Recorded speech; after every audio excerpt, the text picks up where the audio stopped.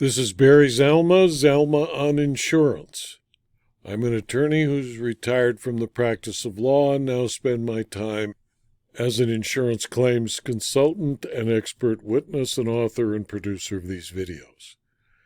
Today I'd like to talk about declaring a policy void because of a breach of warranty. A warranty in an insurance policy is a promise by an insured that a material fact is absolutely true. It has nothing to do with the guarantee that your refrigerator won't fail or that your air conditioner will continue to work. A breach of warranty at the inception of a policy prevents the policy from attaching to the risk at all.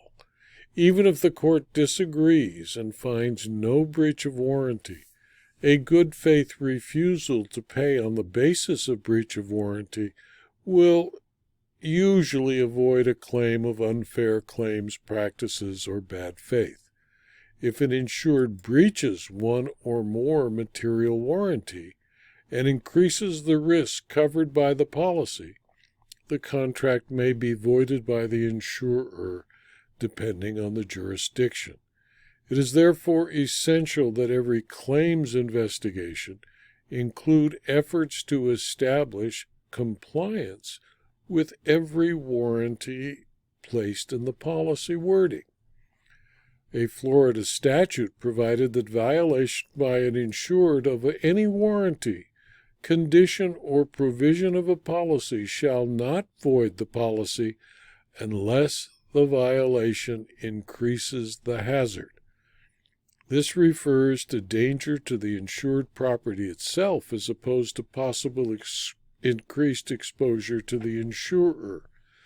The statute compelled the result and basically emasculated the effect of the warranty by placing a causal relationship test on the issue of breach of warranty. Therefore, a burglar alarm warranty is technically breached if it is not connected, but only voids the policy in Florida if a burglary goes undetected as a result of the lack of the warranted burglar alarm.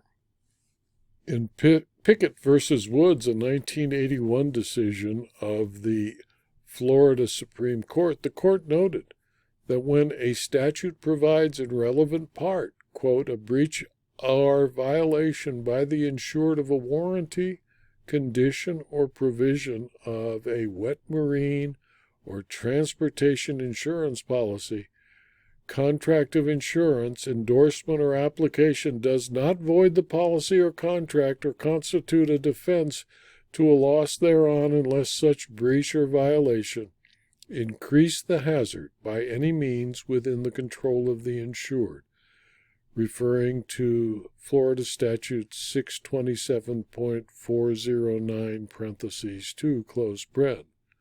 The statute was designed to prevent the insurer from avoiding coverage on what the Florida legislature thought and the Florida court thought was a technical omission paying no part in the loss. In Florida, the Court of Appeal in Eastern Insurance Company v. Austin held the incidental sales of fish on a few occasions by a yacht owner and his guests for the purpose of defraying some of the expenses of operating the yacht was not a violation of the private pleasure use warranty in the policy. In the maritime insurance contract, the Second Circuit, however, differing from Florida, defined a warranty as a promise by which the assured undertakes that some particular thing shall or shall not be done, or that some condition shall be fulfilled, or whereby he affirms or negatives the existence of a particular state of facts. This is Commercial Union Insurance Company, a Third Circuit decision. Under the federal rule and the law of most states, warranties in maritime insurance contracts must be strictly complied with, even if they are collateral to the primary risk that is the subject of the contract, if the insured is to ever recover. In Louisiana, the Court of Appeal held in Boyette v. Underwriters at Lloyd's in 1979 that a vacancy and unoccupancy warranty was sufficient to declare a policy void when it was proved the structure had been vacant and unoccupied for a period in excess of 60 days. However, in Rodriguez v. Northwest National, a 1978 decision, the Louisiana Supreme Court expressly endorsed the reading of the term fire insurance policy to include policies that cover multiple risks. It applied the anti-technical provision of Louisiana Statute Section 22692 to a special floater policy covering fire and other perils. The anti-technical provision states that no policy of fire insurance may be voided for breach of warranty. On the other hand, in Maryland, whenever the application for a policy of life insurance contains a clause of warranty of the truth of the answers therein contained, no misrepresentation or untrue statement in such application made in good faith by the applicant shall effect a forfeiture or be a ground of defense in any suit brought upon any policy of insurance issued upon the faith of such application, unless such misrepresentation or untrue statement related to some matter material to the risk. The warranty made every statement in the application so vitally material to the validity of the contract that it imposed on the insured the necessity of proving that they were all literally true. The statute made a great change in this respect. It introduced 2 new questions for determination before the contract could be declared invalid, vis-a-vis the good faith of the applicant in making his statements and the materiality to the risk of the matters involved in them. Before the statute, there could be no inquiry with reference to the risk.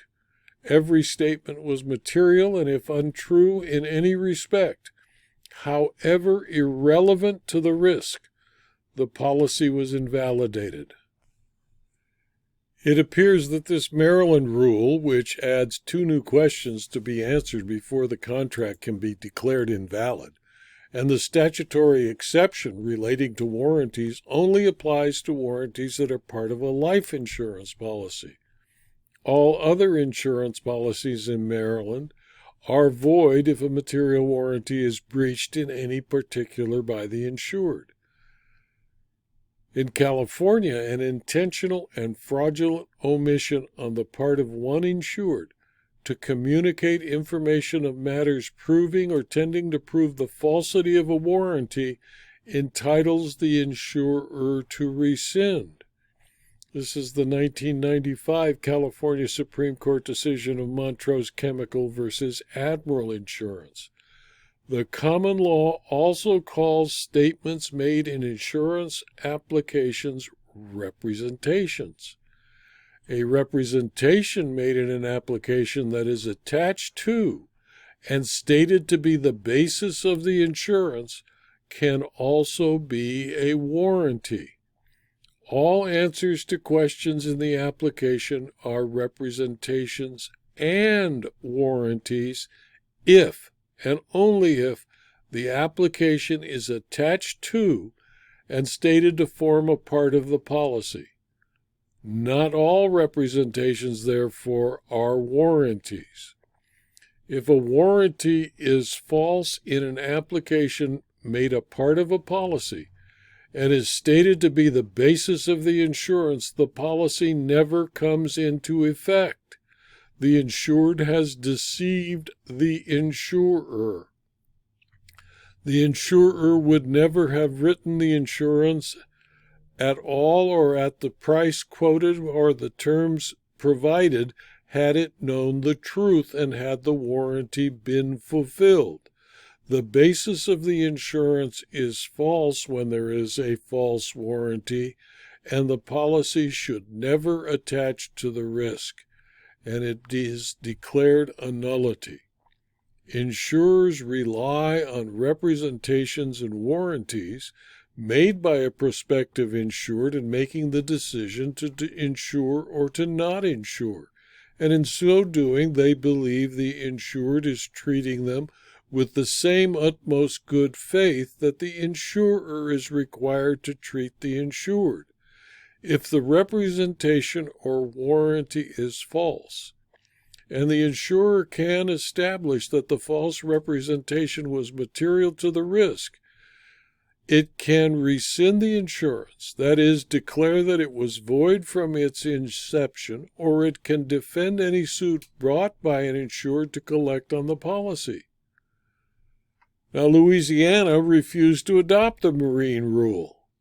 And in Rodriguez versus Northwestern National, it said breach of warranty will void a policy of fire insurance provided the insurer bears the burden of establishing a resultant increase in either the moral or physical hazard. In Texas, the Court of Appeal in First Continental versus Bolton in 1975 held that it was conclusively presumed that the insured had knowledge of incorrect statements made by an agent on the insurance application. Because a breach of warranty acts to bar recovery under a policy, the investigation conducted by the adjuster should be exceedingly careful and thorough. Because, for example, in California, an intentional and fraudulent omission on the part of one insured to communicate information of matters proving or tending to prove the falsity of a warranty entitles the insurer to rescind. The California Supreme Court in Montrose did not express any view concerning what, if anything, ought to have been disclosed by Montrose to Admiral at the time of purchase of the initial policy, and therefore upon each renewal, nor did it consider the validity of the existence of coverage, but left that for the trial court. Warranties in insurance contracts are of two types, affirmative and implied. The affirmative warranty asserts an existing fact or condition which appears on the face of the policy or is attached thereto and made a part thereof. An untrue answer on a jeweler's block proposal, even if it relates to an immaterial matter, will prevent recovery. The Insurance Services Office for Jeweler's Block policy now contains sufficient language to avoid the effect of California Insurance Code Section 448, which provides that unless the policy declares that a violation of a specified provision thereof shall avoid it, the breach of an immaterial provision does not avoid the policy. In Personal Service Insurance versus Clinton Lester, a 2006 decision of the Ohio Court of Appeal, an insurance policy was issued based upon, among other things, an answer to a question on the bottom of the first page of the application for auto insurance that asked, does any driver have a criminal record? Schultz's response to the question was simply no. Subsequent to the accident, the insurer discovered that Michael Schultz had a criminal record consisting of a sexual battery conviction in 1996 and a conviction for assault and domestic violence on an unknown date. The court found the misrepresentation to be a breach of warranty and the policy void from its inception. This video was adapted from my book, Zalma on Insurance Claims, Part 104, which is available from Amazon.com as both a Kindle book and a paperback. Please, if you found this video to be of interest or use to you, convey it or forward it to your colleagues. It's free, And please also subscribe to my Rumble channel, my YouTube channel, and my blog so that you can learn about future videos and future blog postings. Thank you for your attention.